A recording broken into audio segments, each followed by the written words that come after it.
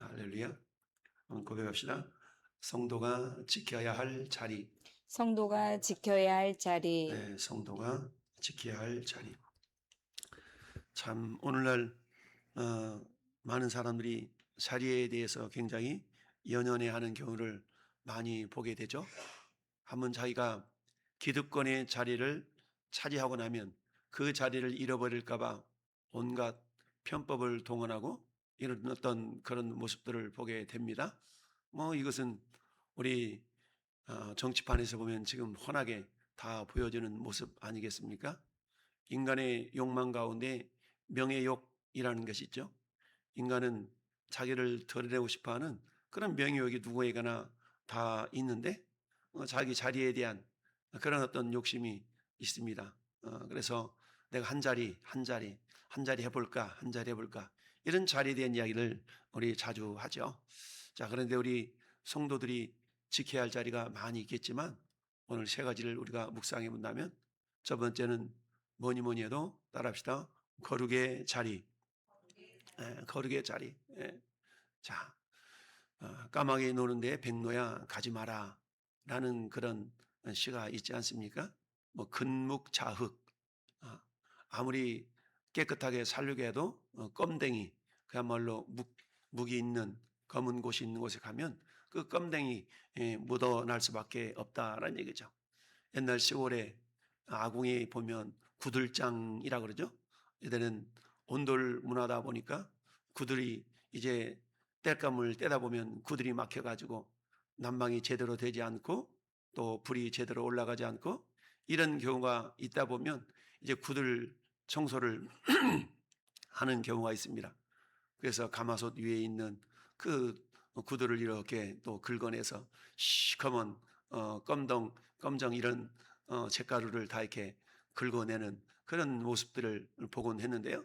그러다 보면 어때요? 아무리 내가 깨끗한 옷을 입고 있어도 그 구들 청소를 하다 보면 검정 그런 잿가루가 묻을 수밖에 없는 그런 것을 보게 됩니다. 거룩이라는 것은 한마디로 말하면 구별됨이라고 얘기를 했죠. 구별됨. 따라서 우리 모든 성도들이 지켜야 할 자리 뭐니 해도 거룩의 자리, 구별된 자리라고 말할 수가 있습니다.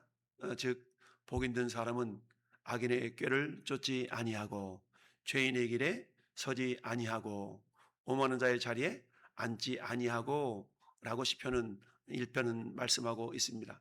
즉 성도가 지켜야 될 자리, 다른 말로 말하면 피해야 할 자리도 있다는 얘기죠. 그 자리가 오만한 자리, 교만한 자리, 이런 자리를 우리가 피해야 될 것은 분명하고 또 죄악의 자리, 유혹의 자리, 이런 자리를 피해야 되는 것만은 분명하죠. 따라서 그렇다면 우리는 지켜야 될 자리는 결국 거룩의 자리다라고 말씀할 수가 있습니다. 그야말로 밧세바 사건 이후에 하나님은 나단 선자를 통하여서 다윗을 책망했습니다. 그 사람이 바로 당신입니다 라고 이야기했을 때에 그때 다윗은 핑계대지 않냐고 뭐 했다고 그랬습니까? 즉각적으로 회개했다라는 얘기죠. 13절 말씀에 다윗이 나단에게 이르되 내가 여호와께 죄를 범하였노라 하매 나단이 다윗에게 말하되 여호와께서도 당신의 죄를 사하셨나니 당신이 죽지 아니하려니와. 저는 13절을 보면서 참 하나님의 용서가 얼마나 빠른지 이걸 보게 됩니다. 죄를 범하였노라 라고 회개했을 때에 하나님께서는 그 죄를 사하시는 것을 보게 됩니다. 여러분 죄가 있으면 반드시 죄에 대한 벌이 있죠. 여기서 보면 죄는 사함받았지만 거기에 대한 벌은 사함받지 못한 것을 우리가 결과적으로 알 수가 있죠. 그래서 죄와 벌을 사함받았다면 이 아이가 살았어야 되는데 아이는 결국 하나님이 데려가고 말았죠. 즉 불의한 방법으로 잉태한 아이에 대한 그런 어떤 사모함, 사랑함이 다윗에게는 있었지만 하나님께서는 그것이 옳은 방법이 아닌 것을 아셨기 때문에 그 아이를 데려가시고 대신 주신 아이가 우리가 잘 아는 솔로몬인 것을 알 수가 있습니다. 이처럼 성도가 지켜야 될 자리는 거룩의 자리인 것을 우리가 알 수가 있습니다. 다윗은 변명하지 않았습니다. 왕이라는 지위를 앞세우지도 않았습니다. 죄를 숨기지도 않았죠. 거기라는 것은 죄 없는 사람이 되는 것이 아니라 죄를 하나님 앞에서 정직하게 인정하는 삶이 거룩한 삶이다라고 말씀할 수가 있는 것이죠. 예수님께서는 죄를 숨기는 자가 아니라 죄를 자백하는 자를 위하여서 십자가를 지신 것을 우리가 알 수가 있습니다. 왜냐하면 그로 말미암아 주님의 의로우심이 우리 가운데 전가되었기 때문이죠. 우리가 만약 우리 죄를 자백하면 저는 미쁘시고 의로우사 우리 죄를 사하시며 자백하면 사하신다 라는 말씀처럼 오늘 다윗이 나단 선자가 지적한 그 모습에 대해서 바로 내가 죄를 지었나이다 라고 즉각적인 회개의 모습을 보이자 나단이 다윗에게 말하기를 여호와께서도 당신의 죄를 사하셨나이다. 즉각적인 응답, 즉각적인 죄 용서가 나타나는 것을 보게 됩니다. 당신이 죽지는 않지만 이로 말미암아서 원수가 크게 비방할 거리를 얻게 하였으니 당신의 아이가 반드시 죽으리라 라고 선언을 했습니다. 그리고 나단은 자기 집으로 돌아갔습니다. 그런데 나단 선지의 말대로 이제 바세바에서 낳은 아이가 심히 앓게 됩니다. 인간적인 눈으로 본다 그러면 너무너무 안타깝죠. 어린 생명, 이 귀한 생명이 알아 누워 있으니까 부모 입장에서는, 아비 입장에서는 얼마나 속이 타겠습니까? 그래서 그야말로 16절 말씀 보니까 다윗이 그 아이를 위하여 하나님께 간구하되 다윗이 금식하고 안에 들어가서 밤새도록 땅에 엎드렸으니 다윗은 분명 자기 자신의 죄를 회개하고 하나님의 죄 사함을 받았지만 그 결과로 말미암아 벌에 대한 그런 부분이 아직 해결되지 않았다고 볼 수가 있습니다. 아이가 심히 앓는 모습을 보면서 다윗은 분명히 생각했을 겁니다. 내 죄 때문에 나단 선지자의 입술의 고백처럼 아이가 죽겠다라는 그런 선언을 들었기 때문에 하나님의 은혜의 자리로 나아간 것이죠.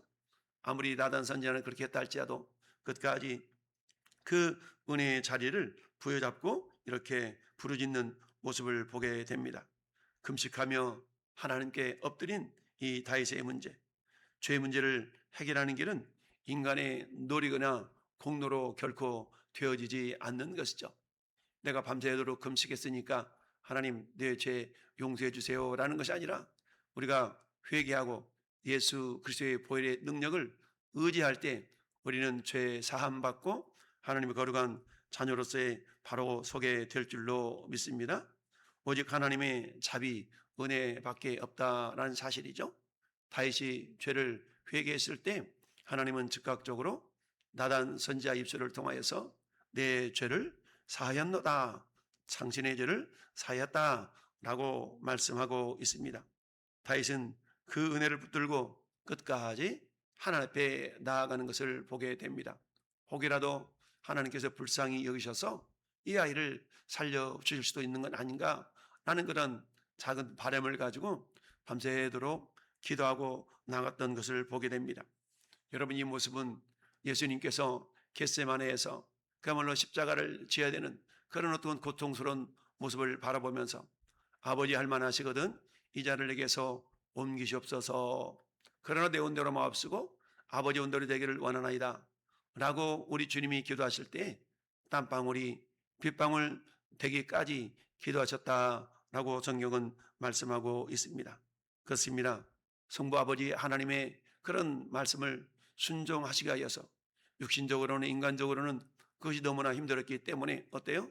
하나님 아버지의 자비를 구하는 그런 겟세마네의 기도를 우리는 기억할 수 있습니다.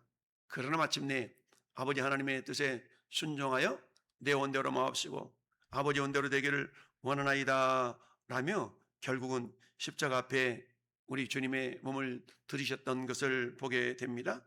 따라서 이제는 우리는 어떻습니까? 예수님이 이미 열어놓으신 새롭고 살 길, 새롭고 사는 길을 향하여서 히브리서 4장 16절의 말씀처럼 이제는 우리가 은혜의 보좌 앞에 때를 따라 돕는 은혜를 얻게 하여 은혜의 보좌 앞에 담대히 나아갈 것이다 라고 말씀을 하고 있죠. 그렇습니다. 성도는 언제나 은혜를 구하는 은혜의 자리로 나갈 수 있어야 됩니다. 은혜 받는 자리라면 우리는 그 은혜를 사모하는 마음으로 나가야 될 줄로 믿습니다. 시편 기자의 고백처럼 시편 107편 9절 말씀처럼 저가 사모하는 심령을 만족시키시고 줄인 영혼에게 좋은 것으로 채워 주심이로다. 은혜를 사모하는 자, 은혜의 굶주린 자, 우리 하나님께서는 반드시 좋은 것으로 채워 주실 줄 믿습니다. 우리가 구원받은 것이 내 공로가 아니고 내 능력이 아니라 에베소서의 말씀처럼 너희가 그 은혜를 인하여 구원을 얻었나니 너희에게서 난 것이 아니다 라고 말씀을 하고 있습니다. 구원은 전적인 하나님의 은혜라는 얘기죠. 이걸 알고 있었던 다윗은 끝까지 하나님의 은혜를 구하는 은혜의 자리를 지키고 있었던 걸 보게 됩니다.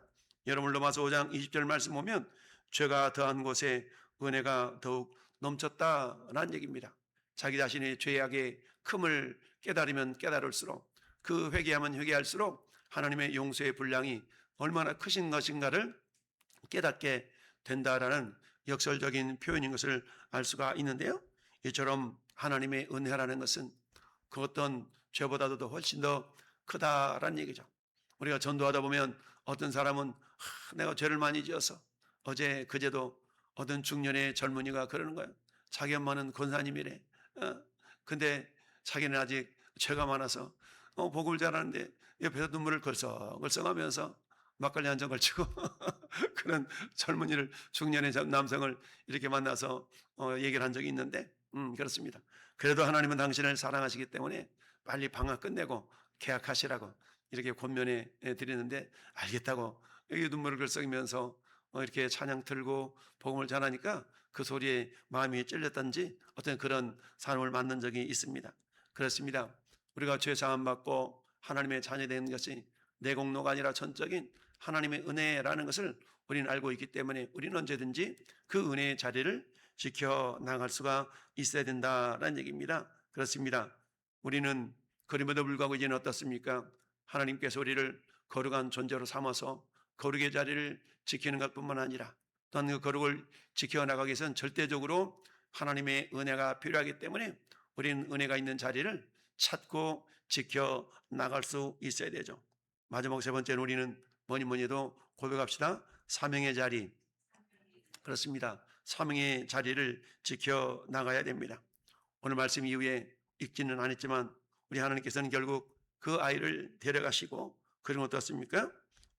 오히려 솔로몬이라는 훌륭한 자식을 주셔서 메시아의 계보를 이어가시는 것을 보게 됩니다. 우리 하나님은 죄 용서받은 사람을 결코 책망하지 아니하시고 다시 하나님 은혜의 장중에 붙들어 주시는 것을 보게 됩니다. 따라서 죄 용서받은 사람은 과거에 머무르는 사람이 아니라 이제 사명을 향해서 다시 일어나 앞으로 나아가는 자가 되어야 된다라는 사실입니다. 우리가 잘 아는 것처럼 베드로는 예수님을 모른다고 3번씩이나 부인했던 그런 경력이 있는 자 아닙니까? 자신을 생각한다 그러면 얼마나 하나님 앞에서 주님 앞에서 민망했겠습니까? 그러나 어때요? 부활하신 이후에 주님은 그런 베드로에게 다시 나타나셔서 사명의 자리로 그 베드로를 이끌어 가시는 걸 보게 됩니다. 내 어린 양을 먹이라, 내 양을 치라, 내 양을 먹이라 라고 말씀하시면서 사명을 맡겨주셨던 걸 보게 되죠. 전설에 의하면 베드로는 예수님이 십자가에 못 박혀 죽으셨는데 나는 그대로 죽을 수가 없어 라고 하면서 십자가에 거꾸로 매달려 순교를 당했다라는 이야기가 있습니다. 그렇습니다. 십자가는 실패한 사람이라 할지라도 다시 세울 수 있는 하나님의 능력인 것을 우리는 알 수 있어야 됩니다. 사도 바울도 한때는 어떻습니까? 예수 믿는 사람들을 잡아서 그야말로 곤란하게 하는 그런 일을 했던 사람이었던 걸 알 수 있죠. 그런 사도 바울도 사도행전 9장의 다메섹 도상에서 예수님을 만난 이후에 그 사람의 인생이 완전하게 변화된 것을 보게 됩니다. 그러면서 어때요? 이제 주와 복음을 위해서 향해 달려나가면서 수많은 선한 사역들을 열매를 맺어 나갔는데 그럼에도 불구하고 사도 바울은 그런 자기 자신의 열매를 자랑하지 아니하며 이렇게 고백했습니다. 뒤에 있는 것은 잊어버리고 앞에 있는 부르심의 상을 향하여 내가 달려가노라 라고 고백했던 걸 보게 됩니다. 우리 성도들은 사명의 자리, 즉 뒤에 있는 것은 잊어버리고 내가 무엇을 했어 라고 과거를 읊조리는 그런 사람이 아니라 하나님이 나에게 주신 그 사명을 향하여서 앞으로 한 걸음 한 걸음 달려나가는 신앙인이 되어야 될 줄로 믿습니다. 그래서 마침내 마지막 순간에 나는 선한 싸움 싸우고 달려갈 걸 마치고 믿음을 지켰노라라고 고백할 수 있는 그런 믿음의 사람이 되어야 될 줄로 믿습니다. 사는 성도 여러분, 다윗은 죄를 지었지만 하나님 앞에서 자신이 지켜야 할 자리를 떠나지 않았습니다. 회개함으로 거룩의 자리를 지켰고 더 나아가서 또한 하나님의 은혜를 사모하는 은혜의 자리를 지켜 나갔습니다. 그로 말미암아 주님이 주신 그 사명을 감당하기 위한 사명의 자리로 또한 굳건하게 나갔던 걸 보게 됩니다. 그렇습니다. 이 모든 길은 결국 예수 그리스도를 통하여서 오늘도 우리에게 그대로 주어져 있는 줄 믿습니다. 오늘도 우리도 십자가 앞에서 서서 끝까지 우리 하나님께서 세우신 그 자리를 지켜 나감으로 말미암아서 주 앞에서는 그날에 참 칭찬과 영광과 존귀를 받아 누리는 우리 온 성도가 될 수 있기를 예수님의 이름으로 축원합니다. 아멘.